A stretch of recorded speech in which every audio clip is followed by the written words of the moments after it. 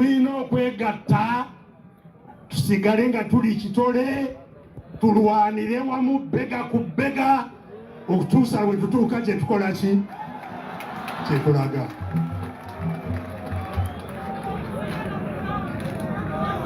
Era nga tuwangula ebyo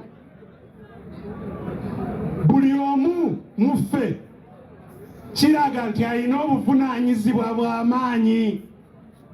Tolowooza ntujja kuva mu mbeera eno kubanga pulezidenti Kyagulanyi alina kyakoze ye ng'omuntu yekka. Naawe olina obuvunaanyizibwa okubaako kyokola ki. Buli munnayuganda abamu mpulira bagamba nze siri wa byabufuzi, kitegeeza nti oli musiru. Bw'oba toli wa byabufuzi kitegeeza nti oli musiru just.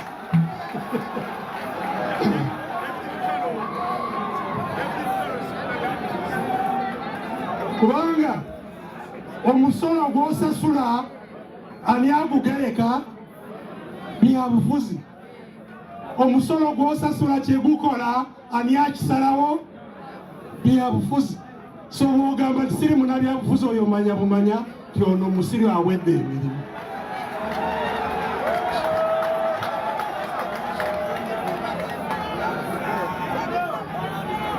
So buli omu, let everyone, whether you are civil society, the struggle we are on is not a partisan struggle. Tagging David Rutaro wano. Olutalo lwe tuliko lwa kufuna eggwanga si lwa kulwanirira bibiina leero.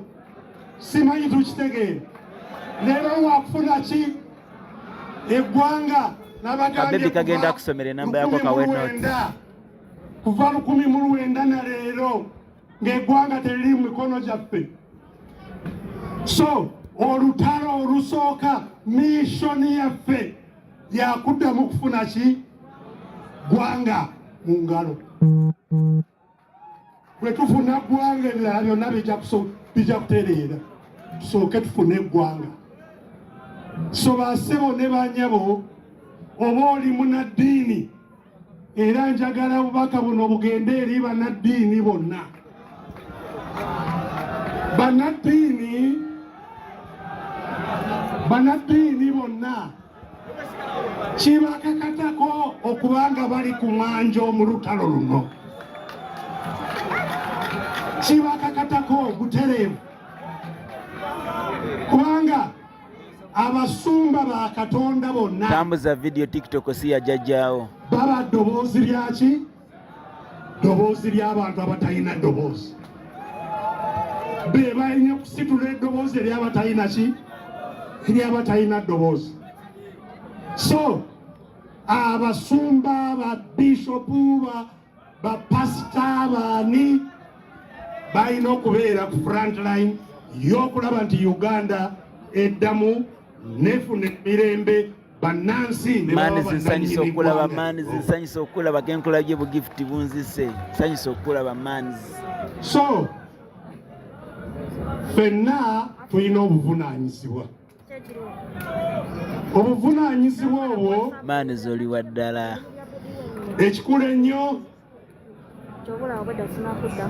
buli omu kyatandikirako laba nti munno atanategeera mission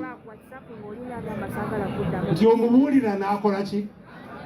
N'agitegeera. Maani zimugamba bwekyesinga okwagala maani buli bwe nkulabako mpulira essanyu nange live njikuwanga ategeere ti ye mission gye tuyina kununula ggwanga lyaffe.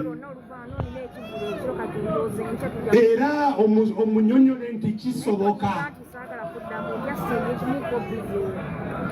Era ekyo bwe tukiyitako bw'okola violence wano no comment siru ku blockinga terina kyongattako. Eno live yabwo munankyukakyuka soko baliyagala siku blockinga yogera ebyekisiru nkuweerako ka bloko. Tulina okulwanira eggwanga lyaffe. Era abalwana bonna Adija bwe nkusumbubwa bw'ovaako ebibinja. Abalwana bazimba ki? Towangaala wekka nti nze ndi wano njagala nkyukakyuka beerako ekibinja mwokola ki mwogwa nga kibinja ekyo kirina missoni yakununula ki gwanga. So tuzimbe ebibinja era enzimba y'ebibinja abakulembeze bano bonna bwe buvunaanyizibwa era babadde bandaga nga bwe beetegeka okulaba nti ebibinja byonna bikola ki bizimbibwa. Era ngenze ndi mumativu nti chairman Nyanzi ne ttiimu ye n'abalala bonna mulimu bagwina mu ngalo ogw'okulaba nti ebibinja bikola ki ebibinja bizimbibwa.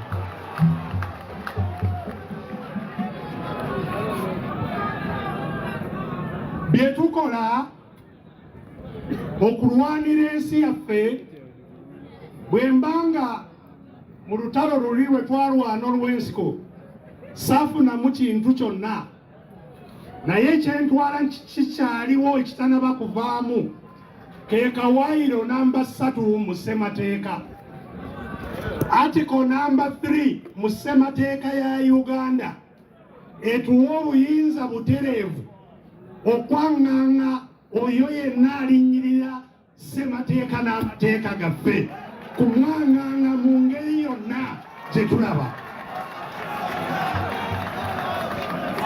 We have power from the Constitution to fight by all means okulaba nti abalinnyiridde ssemateeka abatulugunya abantu baffe ababuzizzaawo abantu baffe abatta abantu buli lunaku mu bumenyi bwa ssemateeka nti abantu abo tubajjawo mu ngeri zonna tukkirizibwa. So bwe bakubuuza nti bino obikola ng'ongani agambe article namba meka article namba 3 yatuwa obuyinza. So basebo ne banyabo ng'amaliriza ebigambo byange njagala okubategeeza nti abo bonna abafudde ate bangi bw'obala kuva emabega bangi nnyo bayitirivu abafudde. Lisiti ezo z'olaba buli kibiina kiri mu lisiti ey'abakoze eki ey'abafu ababuze abakoze eki.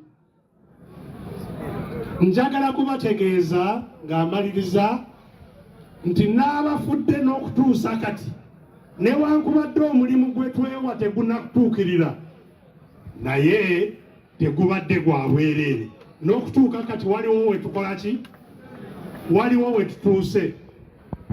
Temulowooza ti mwami Museveni ono gw'olaba ayogera byatakyamanya nti ye Museveni oli yasooka. Entalo zayiseemu ze tumuyisizzaamu nga tunyeenya era kati wali oliwa ono Hakim mukubidde obadde ogenda kuŋŋamba kimukwano. Abantu baffe tebafiiridde bwereere. Gavumenti gye tulwana nayo njagala kubakakasa gyeyuga ngeri gyete Uganda eyuga. Era omulimu gwaffe ogusigadde si gwe munene nnyo mulimu ogusigadde.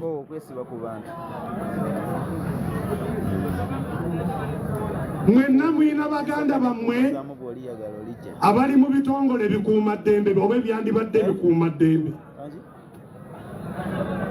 bonna abali mu magye abali mu poliisi abaliwa nabo bennyini bali bubi mu ngeri empitirivu ennyo era nabo balinze ffe tutubeeko kyetukola ki kyetukola nabo ojja kulaba nabo ekintu nga bakiyingiramu nga kikola ki nga kiggwa. Abaali ab'ebweru nga bawanirira mwami Museveni era abaamutuleetera okutulumya ne gye tutuuse abebwera bamutaddemu ssente, abamutaddemu emmundu, abamutaddemu ki, nabo bwe kituukidde wano balaba nti kino tekikyasobola kuwagirwa. Nabo kati bakola ki? Nabo kati bakisembera wala. Bakisembera wala. Era ndowooza mwawulira.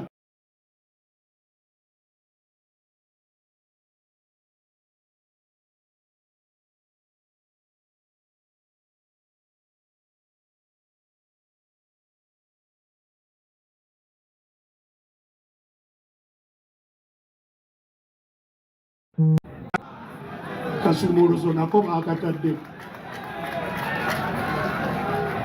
N'ebirala bijja kuddako. Ekikulaga nti n'abebweru bamaze okulaba nti kino tekikyalina kye kikola ki? Tekidda. Ate oba atandise n'okuleeta oli mutabani we.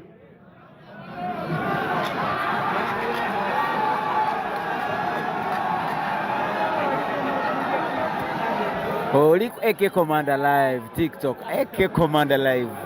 Era aba NRM ndowooza batuufu. Kubanga nawulidde aba NRM nga bagamba nti ate waakiri muzeeyo ono.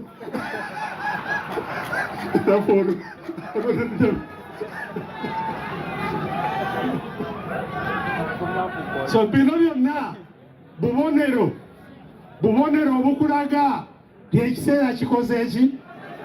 Ekiseera kiweddeyo. Ffe tukyabalesewo obuteetegeka bwaffe. N'olwekyo mbasaba era okukolera awamu. Sizze ku Unity Platform ku lwa ofiisi yokka. Njagala tutambulire bufa wamu ffenna bega ku bega.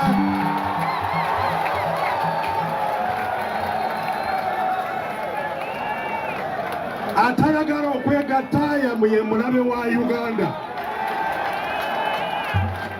Atayagala okwegatta ye mulabe. Tujja kutambulira wamu ffenna mu buzibu mu mirembe. Tujja kutambulira wamu ffenna tununule eggwanga lyaffe insha Allah. So mwebale nnyo, mwebalire ddala. Dr. Sayininze NUP ku Ntigo mujja kiwulira.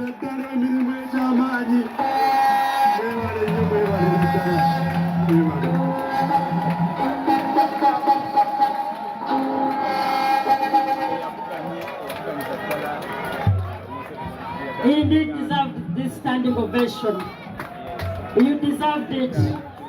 Who would have done it better than what the Honorable retired Colonel Chiza Besigye? We want to thank you as the National Unity Platform. People power, our power, NUP, everywhere. You've done us great. What is our mission? What do we intend to do as citizens of this country? Thanks for those great and strong words from a man of wisdom. We are so grateful. Clap for him. Join me to clap for the Honorable Dr. Chiza Besigye. Our president indeed said it. We are the leaders of the future, and the future is today. Who else can say it better than our president?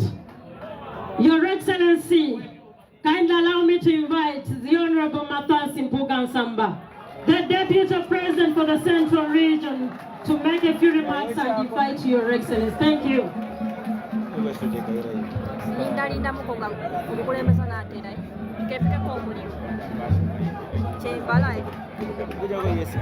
People power! People power! Our power! Mukongeremu bali abaleka akatuli ku mutwe bekwate mu byenga. People power! People power! Our power! Mbategedde nnyo. Mr. President, sir, the First Lady, Comrade Dr. Colonel Chiza Besigye, my brother, the Lord Mayor, and the President of the FDC, Comrade Deputy President, colleagues, members of Parliament, the party leadership of NUP, led by our very able Secretary General, Comrade Lubongoya, to you, comrade leaders from across the country, Mr. President, allow me in a special way recognize two special humans in our midst for your attention and the attention of this honorable gathering. One of them is a former member of Parliament. He's just joined NUP. He's a very special person. Comrade Paul, may rise for the attention of this house.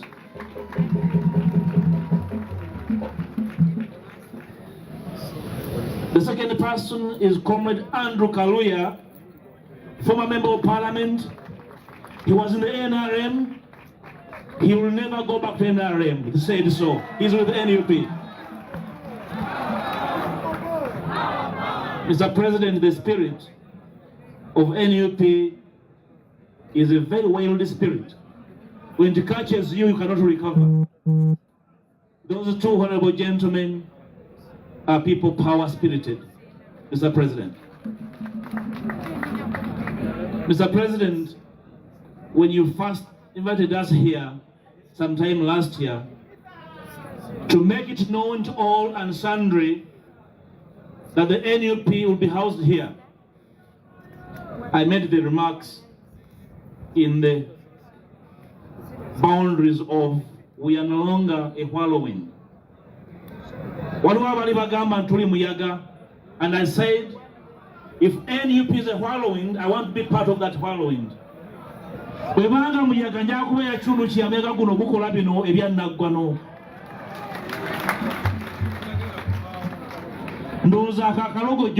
Mr. President, whoever thought that NUP is a whirlwind was hallucinating. Or it's no more. But we know, Mr. President, that there were words derived from envy. Omanyi bannaffe bali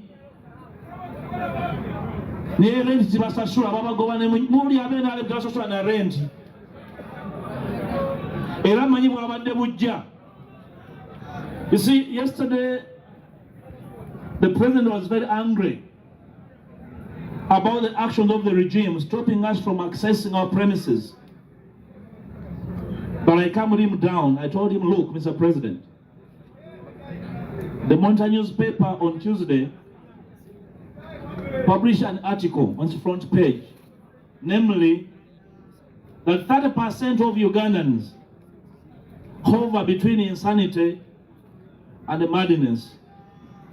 And I contend that that sample was taken from the SFC and the police of the 30%.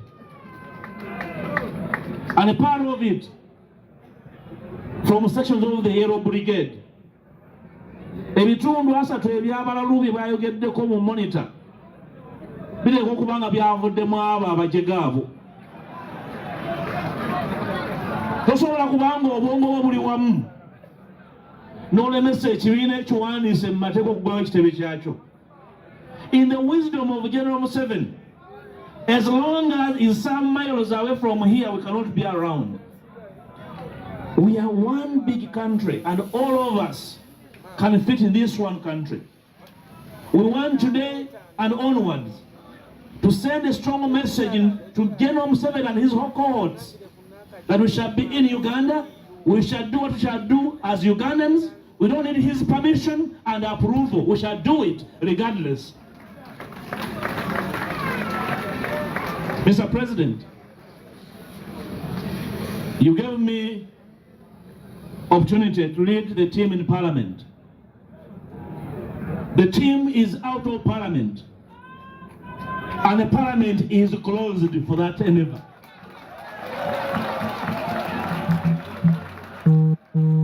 We raise the threshold of demands to General Museveni and his murderers. abaana abo tebafiira mwemage. We are going to demand until there is full accountability and justice. Mr. President, waliwo musajjawo kansala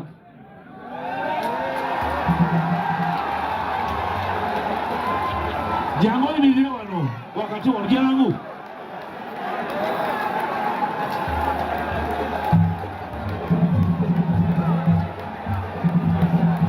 Yabakubye ekibooko.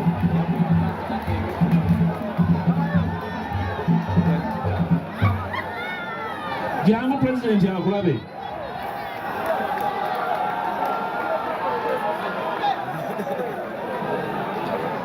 Tunula wali nguza kwa dolo kusako. Kansala oyo Mr. President. Yatizako banne owembuya. Yabakubye musajja wa Kabaka. Mu busungu obungi yayisizaako banne kibooko ng'abalanga okukola ebyobujega.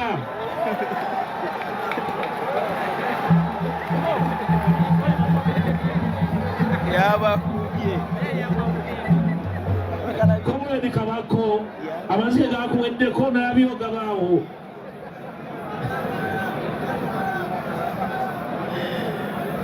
If it means whipping my members of parliament to be lying, I'll whip them like he did. They have no choice.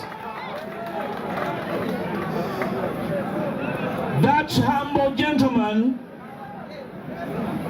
carried with him a non-wavering spirit that we must carry from today onwards in our work. Mr. President, this place is not just the headquarters of NUP, but is the spiritual headquarters of the People Power Movement from today onwards. Sikitebe butebe kya kibiina naye kyentabiro y'omutima gwa People Power ogutakola ki ogutafa okuva n'olwaleero.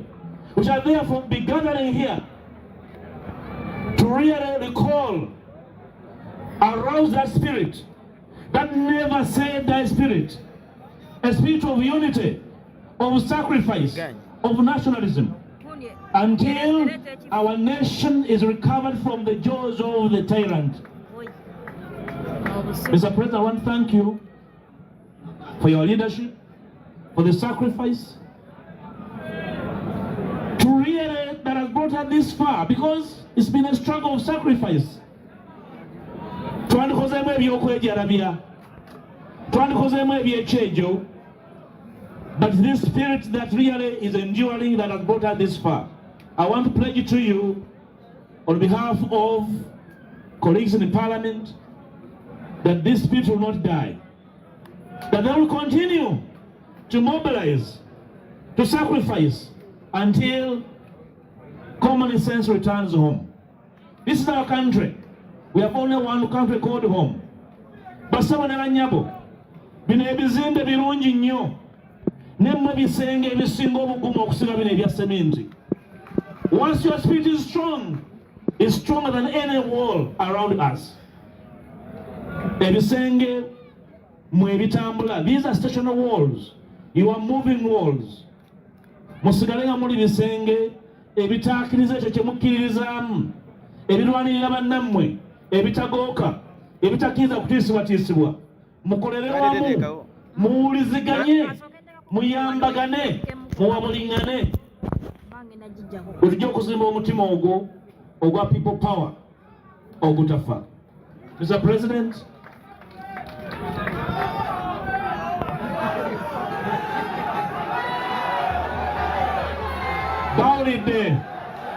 bawulidde. Mr. President, it's not my day. I would like to take the honor to invite you to come and address the nation. Welcome, Mr. President.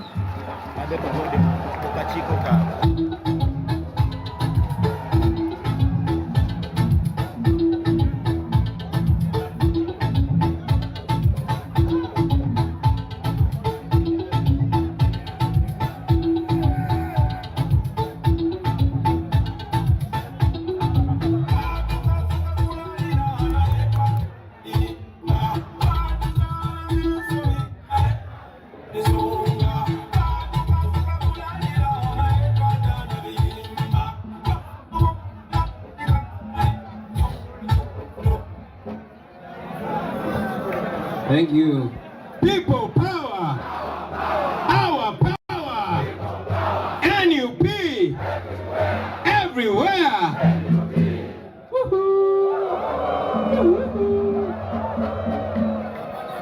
Please take your seats, ladies and gentlemen.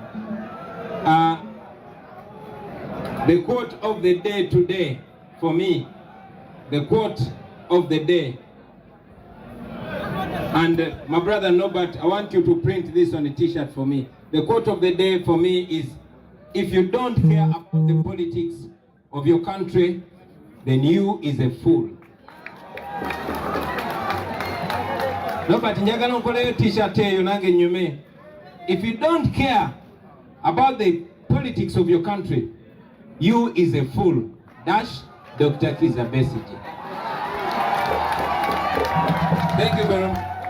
Bw'oba tofaayo ku bukulembeze bwa ggwanga lyo nga tebikwatako, nga tofaayo ngeri gy'okulemberwamu, nga tofaayo oba waliwo amadwaliro oba tewali, nga tofaayo misolo gy'osasula tegikola, then oli mugwagwa. Thank you very much, Dr. Kizza Besigye. Mukimanye nti okununula eggwanga kitukakatako abaana ba Uganda ffenna, era gwe bw'otunuulira ensi yo n'osirikireyo oliddemu ensi y'olukwe, n'abo abakulwanirako gwe n'osirikira gy'oli obeera obasaddaase. Ono omusajja tumutabuti naye nga twakuŋŋanye.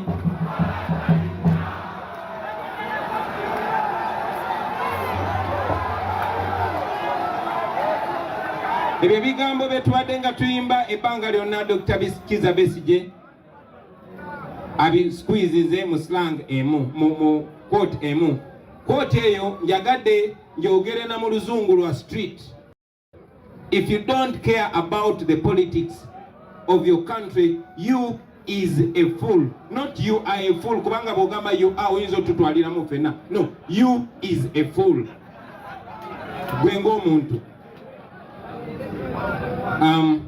Our distinguished guests, particularly the giant of the struggle for freedom in Uganda, Dr. Kizza Besigye, Madam First Lady,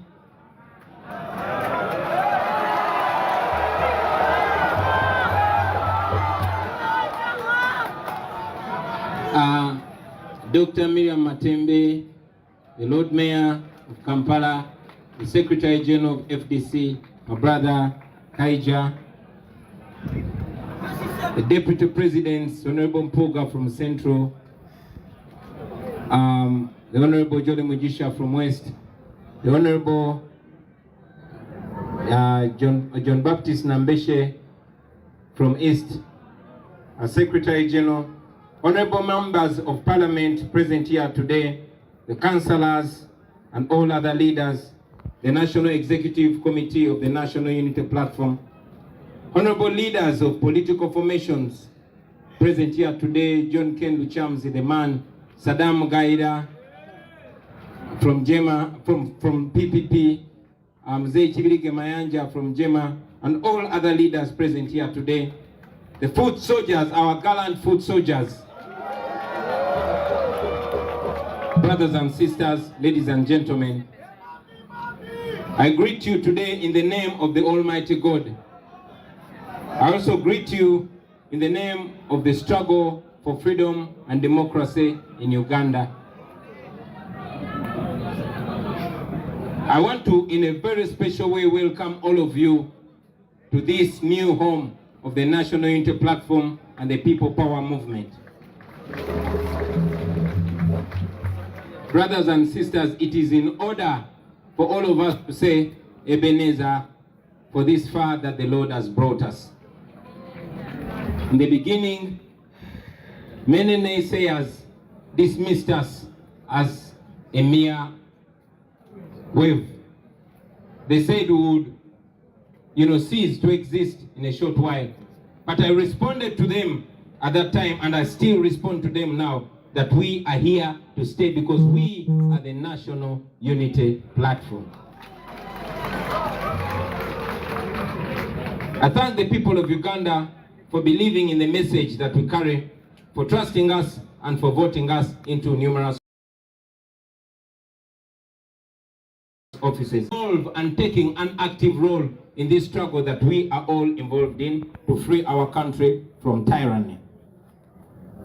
I want to thank the leadership of this secretariat, headed by the able Secretary General, Comrade David Lewis Lubongoya, and the entire team for working under pressure to make this day possible. Thank you very much, comrades. Thank you for taking pressure, not only from me, but from all over, all the corners. Thank you very much for being my shock absorber. And thank you very much for taking the pain that should have been taken by so many people. Please know that we appreciate you and we never ever take you for granted. I want to thank the elected leaders, especially our members of parliament, mayors, councillors, and all our leaders, but very especially the members of parliament. Friends, it is mainly because of you that we are here today, and I want you to know that. It is largely because of your contributions, financially and otherwise, that we have kept going, and we are confident that we shall keep going. I want to thank our gallant foot soldiers who have always been on the receiving end of the brutality, the beatings, the prison, and the abductions. Thank you very much for standing the pain that we cause by speaking truth to power. We salute you, brothers and sisters. I'm always passionate when talking about the foot soldiers because most of our dead comrades were foot soldiers. Most of the missing people you see were foot soldiers. Most of the political prisoners in prison today, the known and the unknown, are foot soldiers. And yet, most of the committed and solid comrades that we have in this struggle are foot soldiers. Thank you very much, ladies and gentlemen. I want you to know today that your sacrifice is never ever taken for granted. And I want to promise you today that your input and contribution will never go in vain. One day you will be proud of the things that you're doing today. I promise you that. One day is one day. I always say this to you, and I say it again. Dero kutoba nincha kuvimba.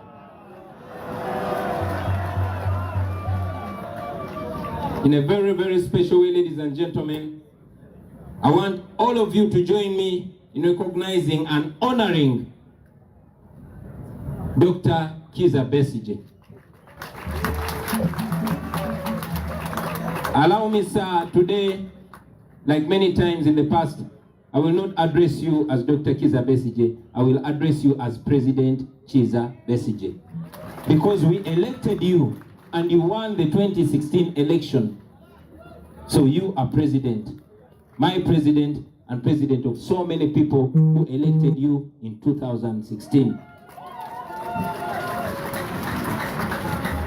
For the last 20 years, ladies and gentlemen, this giant that we have in our midst today has endured persecution, dehumanization, humiliation, all at the cost of all of us.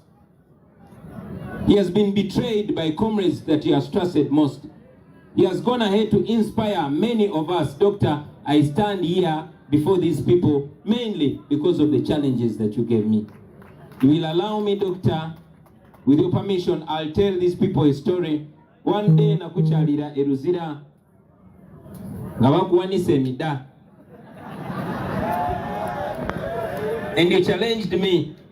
You said, in our age, wali Dr. mulungi nnyo, okola sente zo, osobola okukolera mu nsi yonna yonna, but because of the pain that you had for our country, you got into the struggle, which was even more dangerous than the one we're involved in today. So it's because of you that I felt the challenge and I rose to the occasion to do what I'm doing and be sure that it will not end on me, but I will continue that legacy and push generations to come. We salute you very much, sir. And may God come through many people, including myself. Ladies and gentlemen, in the same way, I want to honor those senior comrades. Many of them, you've seen them here. Mzee Chibirige Mayanja, Mzee John Kendo Chamuzi, and many others that went ahead of us to pave way, to inspire us, and to spark that movement of change that has never stopped and will not stop until Uganda is free. Comrades, although we are today in a celebratory mood, balaba mwena muli basanyufu, muli mukujaguza, muli mukweyagala, kubanga muli waka. But allow me to request you today to use this day not just to celebrate but to reflect. Onakulayo tetulukozesa kujaguza bujaguza naye tufumiitirize, tulowooze waje tuvudde. Bikiri tuyisemu na wawe tuli. We are certainly not where we used to be. I mean, we are not where we want to be, but we are not where we used to be. Dr. Besi yachogeddeko bulungi nti kyetwayagala si kyo kiriwo, naye ate we twali si we tuli, tulina we tutuuse. Tusi ne Musaba kati atya n'okutya okubeera mu kitundu mu mayiro 10 okutulinaana, agenda kutuuka ekiseera ng'atya okubeera mu ggwanga lyerimu naffe adduke.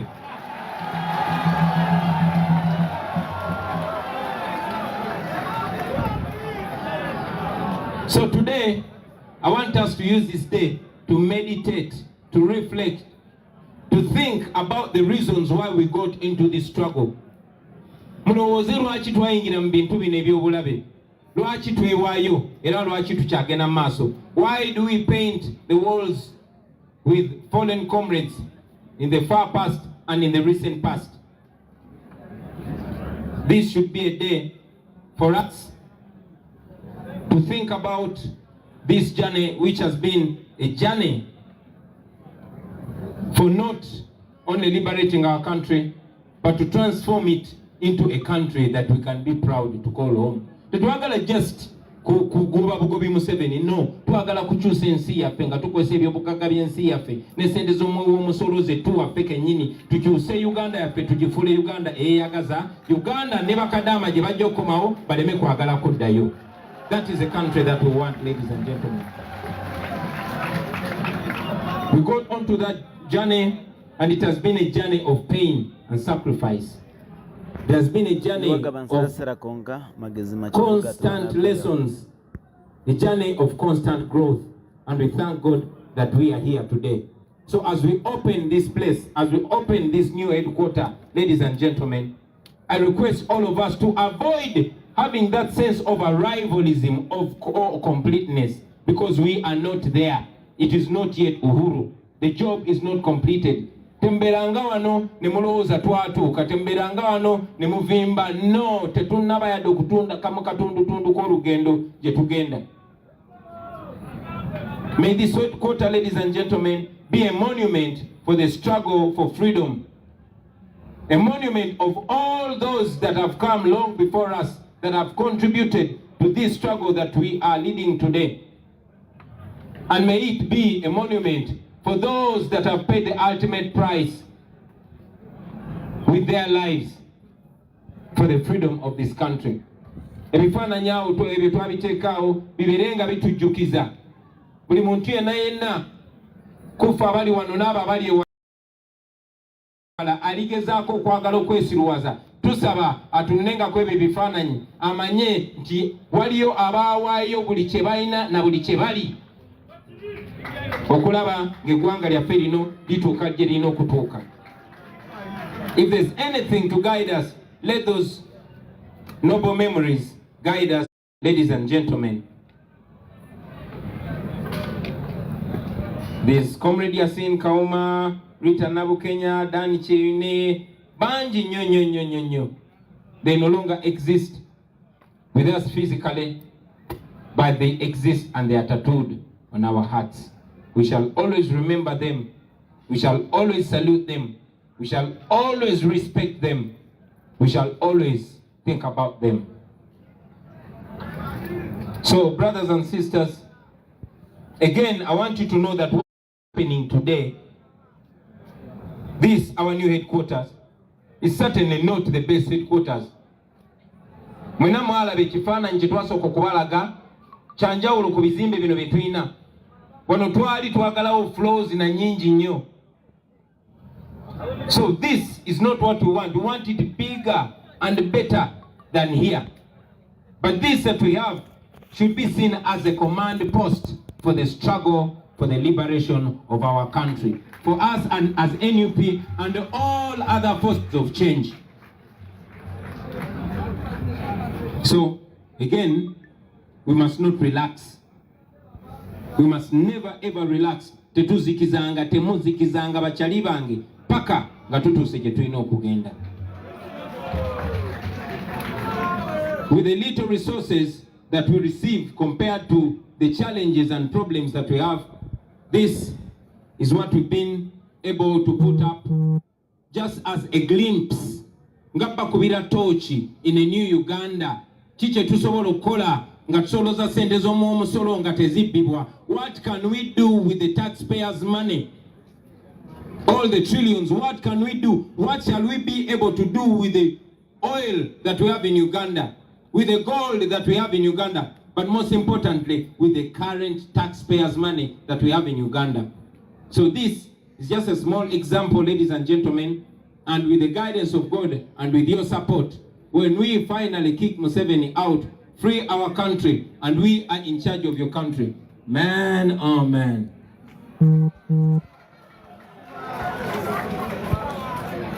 Comrades, also in the spirit of unity, I want to use this opportunity not only to salute our comrades in the struggle that are with us today, but also to call upon them like we are calling upon all of you to embrace the spirit of unity. We can never do this alone. Nachibagamba olunaku lumu ebugiri mu 2017, was it 2018?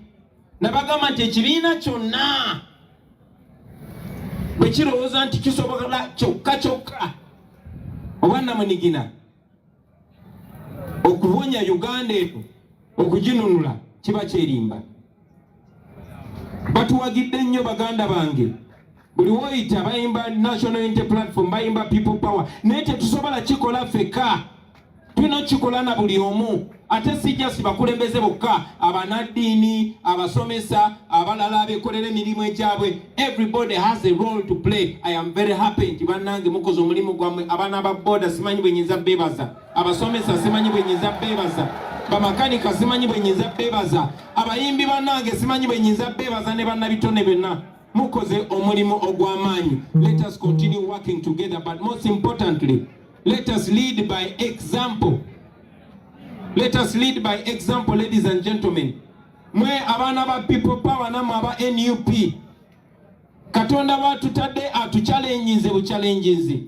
This love that has been shown to us by our comrades is supposed to humble us. Okwagala kuno kwe batuwadde tekugezanga ko ne kukuwanika amampaati wabula njagala kukukakkanye. Njagala mmanye nti batuchallenges.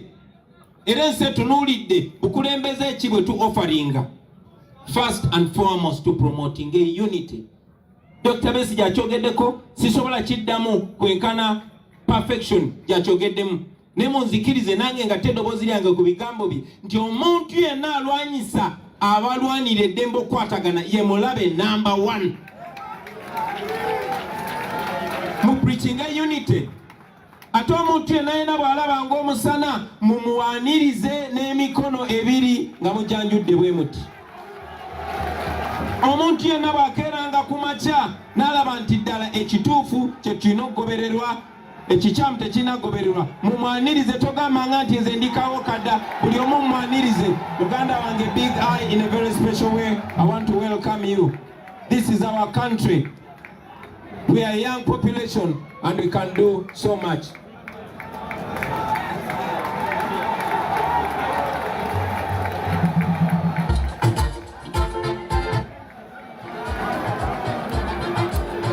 Thank you. Welcome, brother.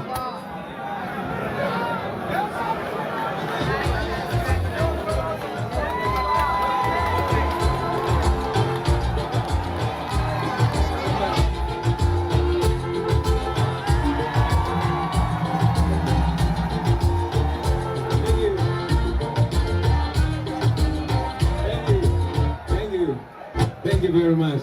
Thank you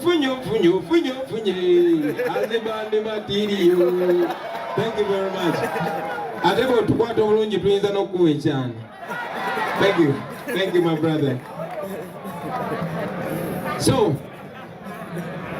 as I conclude, ladies and gentlemen, ngamaliriza era buno obubaka njagala muwammwe baganda baffe betulina mmwe mu struggle. Njagala obbasaba okusookera ddala mumanye nti ffe tusobola bakulembera bukulembezi, ffe tusobola bakulembera bukulembezi, naye muyina omulimu munene nnyo ogw'okukola, era ensonga eyo mukadde waffe Dr. Kebbi ajogeddeko. Temuddangaawo ne mutunuulira Kyagulanyi yekka. No, eno struggle yaffe ffenna. So wano we tuli njagala mulabewo ng'ewammwe, kubanga wammwe simanyi oba muntegeera bulungi. Buli wojja wano feeling comfortable, buli wojja wano weyagalire mu kifo kino, naye era bw'obeera mu kifo kino njagala omwoyo ogw'obuvunaanyizibwa gukubeereko, obeere ng'omanyi nti naawe olina obuvunaanyizibwa bwe bumu ne Kyagulanyi bw'alina ku ggwanga lino. Frank Sentes abagenda omutta si yali akulembera struggle eno. Rita bagenda omutta oba Yasini si yali akulembera struggle eno. Naye njagala omanye nti dictator Museveni kuba mutiitiizi nnyo buli muntu yenna naddala mu abato, buli gwalaba ng'obwongo bwe bulabayo amutya nnyo nnyo nnyo nnyo. So njagala wano mulabewo ng'ewammwe, but most importantly njagala mmanye nti Katonda gwawe ebingi ate amuwa obuvunaanyizibwa bungi. Nina essuubi mu biseera eby'omu maaso Mukama bw'aliba atuwadde obulamu. Nina ekirooto njagala nange nkomewo wano nga ninga Dr. Besigye, nga nze omu ku bakadde b'ekibiina, nga mukyaliwo ng'abamu ku mmwe mwe bakulembeze, ng'abamu ku mmwe mwe ba president, mwe ba secretary general, mwe boogezi b'ekibiina. Njagala nkomewo wano nga wano waagaziwa nga mukoma eri, ng'ekitebe kikoma eri, nga kuliko n'essomero, nga kuliko n'ebisaawe, mwazikako n'ekyalo ne basambirawo omupiira. Njagala nkomewo wano ng'ekibiina kino kikyaliwo nga temwakitunda. Most importantly, njagala nkomewo wano nga kino ky'ekibiina ekikulembera Uganda. Kirinsanyusa okukiraba ekyo mu biseera eby'obulamu bwange, naye nga manyi kikyakola, manyi nti ekyo ekirooto kigenda kutuukirira, manyi nti olunaku lujja kukya nkomewo wano nange ng'omugenyi, ng'omu ku bakadde b'ekibiina, nga tukyali ku values ezimu, nga tukyali ku bigendererwa bye bimu, nga tukyali ku nnono y'emu, nga tukyali ku mulamu gwe gumu, naye okusingira ddala Katonda nga tukkiriza omulamu ogwo tugutuukiriza mu bikolwa bingi eb'enjawulo. Mwebale nnyo, mwebale neyanza Madam First Lady. Thank you very much. Engeri gye banfuye akasente ebigambo byange bino kambikomye wano. Mwebale nnyo, mwebale ddala. Mwebale nnyo, mwebalire ddala. Banzijukiza era njagala nkibakakase ti mmwe ba members, mwe abakulembeze, mwe bannannyini ba wano. This is not about Kyagulanyi. Era ebyapa bya wano ebisinga obungi biri mu mannya ga National Unity Platform. This is the property of the people of Uganda, courtesy of the National Unity Platform. Thank you very much, ladies and gentlemen, and God bless you. Yes, banzijukiza nti n'ebitanabeera manya gaffe tebigenda kugira manya ga Joel Ssenyonyi, wabula bigenda kugira manya ga National Unity Platform. Thank you very much, ladies and gentlemen, for God and our country.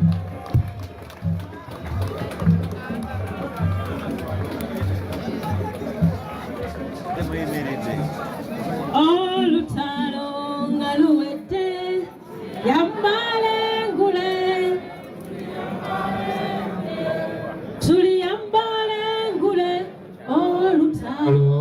nga luwedde tuliyambale engule tulivimba mu Uganda empya.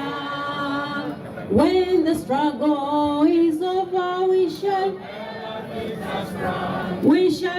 the victor's crown. We shall wear the victor's crown. When the struggle is over, we shall wear the victor's crown in the new Uganda. People power, Our power, our power. people power. Let's have the national anthem and close. Oh, Uganda,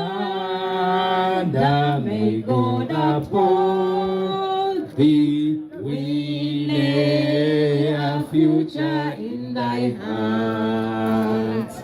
United, free for liberty, together we always stand. Thank you very much. Twagala okwebaza mwenna abaliwo, mwenna babaddewo. President, let's allow the president to Ne depart. Katonda, the leaders can depart. Mujja kuleka abakulembeze basooke bafulume. Abakulembeze bajja sooka bafulume security. Security, abakulembeze Mwami Miki Wine, tusanyuse nnyo okulaba Miki Wine. Kabaya, Mwami Bajjo, Alifuusi Mukasa. Webale kubeerawo, mukkirize abakulembeze. President. Yes, ababaddeko mwebale nnyo mwebalire ddala ono Eke Commander gw'obadde naye ku live mwabe NRM nkyaba blockinga nnyo ate mumanyi nti buli we tunaabeeranga nze wendi bwe tunaabeeranga next I think strength of Aziza Zion jasibeeramu byonna byonna ebinaabeerawo nga bikwata about struggle nja kubanga we Aziza Zion. Aziza Zion.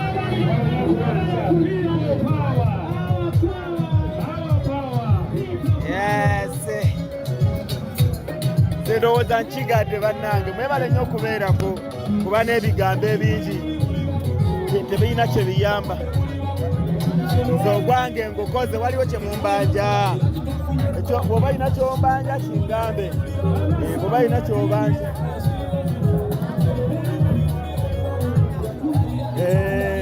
Bw'oba olina ky'ombanja ng'ongamba buli kimu we kiri.